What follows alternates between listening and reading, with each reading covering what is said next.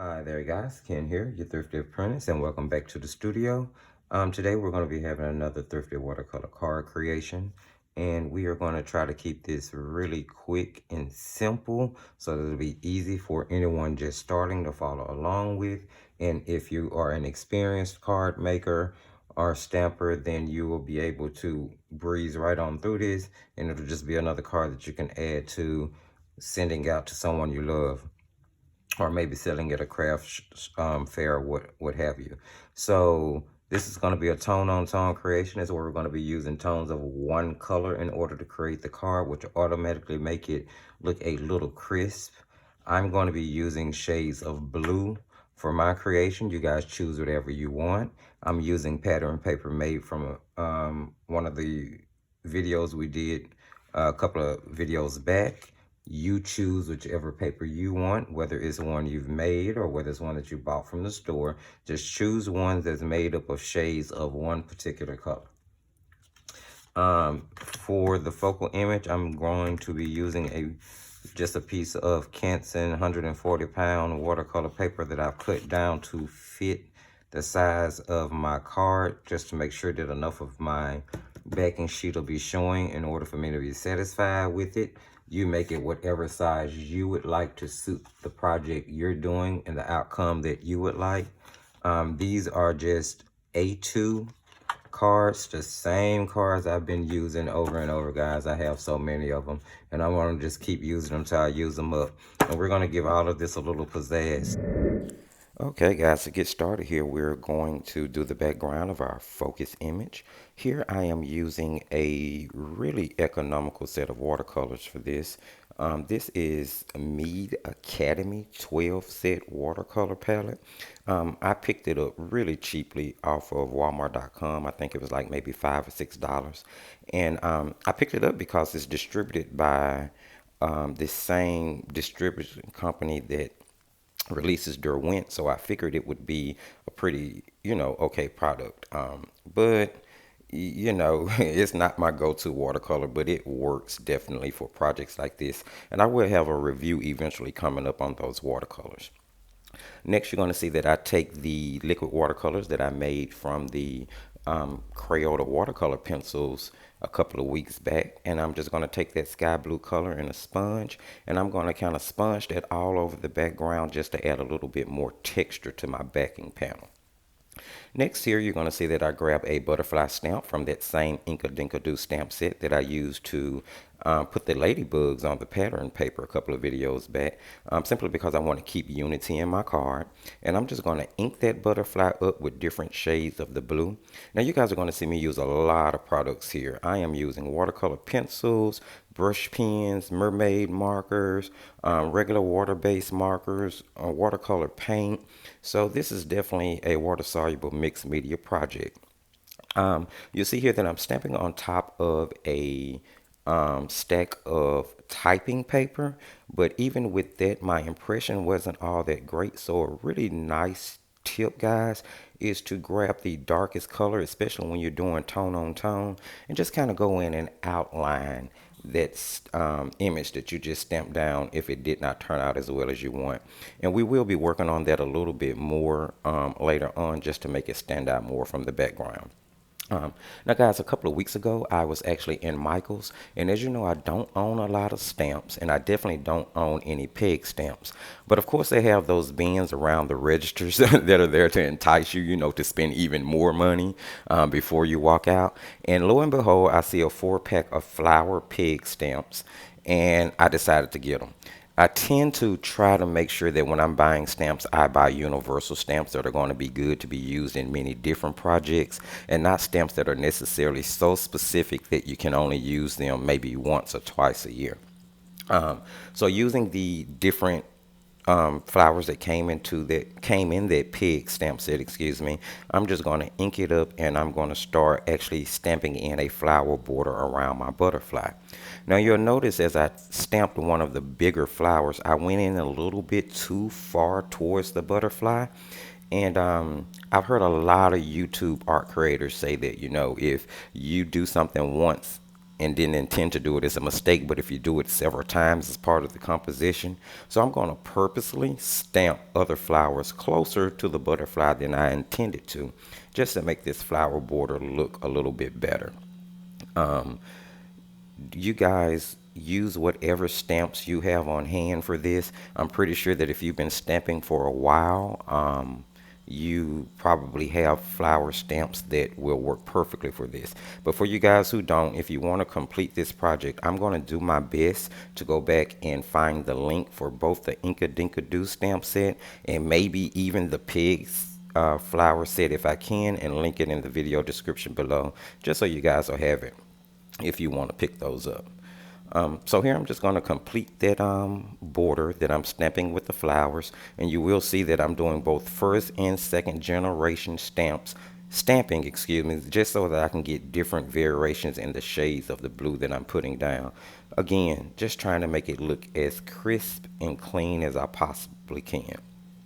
Now afterwards, we're going to move on, and I'm going to grab a wet brush and go in and drag the color around in the butterfly wings, again because I wanted to make it stand out a little bit more from the background. At this point, everything was looking a little bit too samey to me, and that's not the effect that I was going for. So I want to make sure to, you know, change it up a little bit just so we can add a little bit more class to the card. We'll move on after I finish dragging this color around on the butterfly wings to actually putting the card together, because the only thing that we really needed to do was stamp the focal image itself. The cards that I'm using, as I told you earlier, are those same A2 stock cards that I have like a buttload of and I'm trying to use up, but I didn't want it to be all stark white, so I'm going to take the 3 different shades of watercolor pencils that I have and scribble them out on a scrap sheet of paper using a really juicy round brush and wet that pigment, and then I'm just going to splatter paint on the front and the back of the card. Now, those watercolor pencils is a 24 pencil set that I picked up by Royal and Langnickel. I think I got them from Joann's for like $7.99 and used a 40% coupon on them. Very economical pencils. For all intents purposes, the pigment is pretty good and they work just as well as any other set of economical watercolor pencils you pick up. Now, although they wouldn't be my first go-to, I think that they work well in mixed media projects like this, and the pigmentation is okay in them. So doing a little bit of cleaning up here around my desk because that splattering really did put liquid watercolor everywhere. And then I'm going to actually take another stamp from that same Inka Dinka Doo stamp set, and I am going to use my watercolor pencils that I splattered the paint with and use that as the ink to ink up this stamp and stepping down on the inside of the card. Now the second one that I did, just like with the butterfly on the main image, did not stamp that well, so you're going to see me once again grab a wet brush to go in there and drag that color around and make those flowers look pretty much the same. And then I'm actually going to take the darkest blue fine liner water-based marker that I have and go in and add just a little bit of detail, excuse me, just so you can see for sure what those images are supposed to be.